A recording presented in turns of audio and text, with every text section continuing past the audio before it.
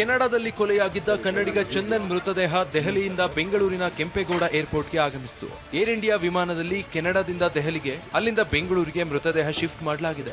ಏರ್ಪೋರ್ಟ್ನಿಂದ ambulance ಮೂಲಕ ನೆಲಮಂಗಲಕ್ಕೆ ತಹಶೀಲ್ದಾರ್ ಶವ ಸ್ಥಳಾಂತರಿಸಿದ್ದಾರೆ. ಧಾರವಾಡ ತಾಲೂಕಿನ ವೆಂಕಟಗಿರಿಯಲ್ಲಿ ಮಾವಿನ ತೋಟದಲ್ಲಿ ಬೆಂಕಿ ಅವಘಡ ಸಂಭವಿಸಿದೆ. ಬೇಸಿಗೆಯಲ್ಲಿ ಕಾಡಿನೊಳಗೆ ಬೆಂಕಿ ಹರಡದಂತೆ ಅರಣ್ಯ ಇಲಾಖೆಯಿಂದ ಫೈರ್ ಲೈನ್ ಕೆಲಸ ನಡೀತಾ ಇತ್ತು. ಆಗ ಕಾಡಂಚಿನಲ್ಲಿದ್ದ ಮಾವಿನ ತೋಟಕ್ಕೆ ಬೆಂಕಿ ವ್ಯಾಪಿಸಿ ಹೂ ಬಿಟ್ಟಿದ್ದ 80 ಗಿಡಗಳು ಬೆಂಕಿಗೆ ಆಹುತಿಯಾಗಿವೆ. ನಷ್ಟ ಭರಿಸುವಂತೆ ರೈತ ಆಗ್ರಹಿಸಿದ್ದಾನೆ.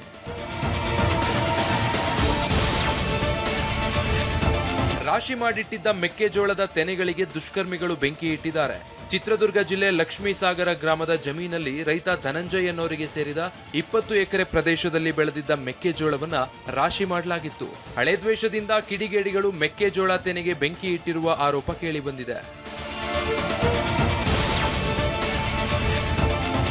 ಯಾದಗಿರಿ ನಗರದಲ್ಲಿ ಸಂತ ಸೇವಾಲಾಲ್ ಅವರ 286ನೇ ಜಯಂತ್ಯೋತ್ಸವ ಆಚರಿಸಲಾಯಿತು. ಸಂತ ಸೇವಾಲಾಲ್ ಅವರ ಫೋಟೋವನ್ನ ಕ್ರೇನ್ ಮೂಲಕ ಮೆರವಣಿಗೆ ಮಾಡಲಾಯಿತು. ಇದರಲ್ಲಿ ವಿವಿಧ ತಾಂಡಗಳಿಂದ ಆಗಮಿಸಿದ ಸಾವಿರಾರು ಮಂದಿ ಭಾಗಿಯಾಗಿದ್ರು. ಕಲರ್ ಬಟ್ಟೆಗಳನ್ನ ಧರಿಸಿ ಯುವತಿಯರು ಭಾಗವಹಿಸಿದ್ರು. ಡಿಜೆ ಸದ್ದಿಗೆ ಮನಬಿಚ್ಚಿ ಕುಣಿದು ಸಖತ್ತಾಗಿ ಎಂಜಾಯ್ ಮಾಡಿದ್ರು.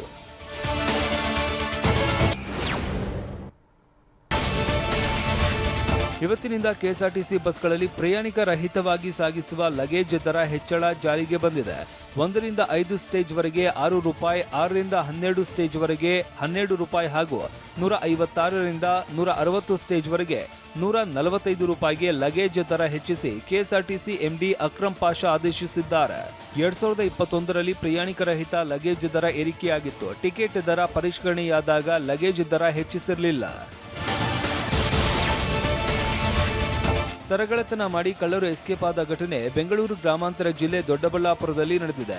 ಬಾಶೆಟ್ಟಿಹಳ್ಳಿ ಕೈಗಾರಿಕಾ ಪ್ರದೇಶದಲ್ಲಿ ಹ್ಯಾಂಡಲ್ ಮುರಿದು ಬೈಕ್ ಕಳ್ಳತನ ಮಾಡಿದ್ದ ಕಳ್ಳರು ಅದೇ ಬೈಕ್ನಲ್ಲೇ ಮುಕ್ತಾಂಬಿಕಾ ಬಡಾವಣೆಯಲ್ಲಿ ಅಡ್ರೆಸ್ ಕೇಳುವ ನೆಪದಲ್ಲಿ ಗಿರಿಜಮ್ಮ ಎನ್ನುವವರ 40 ಗ್ರಾಂ ಮಾಂಗಲ್ಯ ಸರ ಕಿತ್ತಿದ್ರು. ದೊಡ್ಡ ಬೆಳವಂಗಲದಲ್ಲೂ ಲಕ್ಷ್ಮಮ್ಮ ಎನ್ನುವವರ 60 ಗ್ರಾಂ ಚಿನ್ನದ ಸರ ಕದ್ದು ಎಸ್ಕೇಪ್ ಆಗಿದ್ದಾರೆ. ದೊಡ್ಡಬಳ್ಳಾಪುರ ಗ್ರಾಮಾಂತರ ಠಾಣೆಯಲ್ಲಿ ಪ್ರಕರಣ ದಾಖಲಾಗಿದೆ. ಬೆಂಗಳೂರಿನ ಬ್ಯಾಟರಾಯನಪುರ ವಿಧಾನಸಭಾ ಕ್ಷೇತ್ರದಲ್ಲಿ ಸಚಿವ ಕೃಷ್ಣ ಬೈರೇಗೌಡ ಅವರು ಕಾವೇರಿ ಪೈಪ್ಲೈನ್ ಕಾಮಗಾರಿಗೆ ಗುದ್ದಲಿ ಪೂಜೆ ಸೇರಿದಂತೆ ಹಲವು ಅಭಿವೃದ್ಧಿ ಕಾಮಗಾರಿಗಳಿಗೆ ಚಾಲನೆ ನೀಡಿದ್ದಾರೆ. ರಾಜೀವ್ ಗಾಂಧಿ ನಗರದ 2ನೇ ಹಂತದ ಎನ್ಟಿಐ ಲೇಔಟ್ ಹಾಗೂ ತಿಂಡ್ಲು ವಾರ್ಡ್ನಲ್ಲಿ ಒಂದೇ ತಿಂಗಳಲ್ಲಿ ಎಲ್ಲಾ ಕಾಮಗಾರಿಗಳನ್ನು ಪೂರ್ಣಗೊಳಿಸುವುದಾಗಿ ಭರವಸೆ ನೀಡಿದ್ರು. ಮಾಜಿ ಸಭಾಪತಿ ಸುದರ್ಶನ್ ಸೇರಿದಂತೆ ಹಲವರು ಈ ವೇಳೆ ಹಾಜರಿದ್ದರು.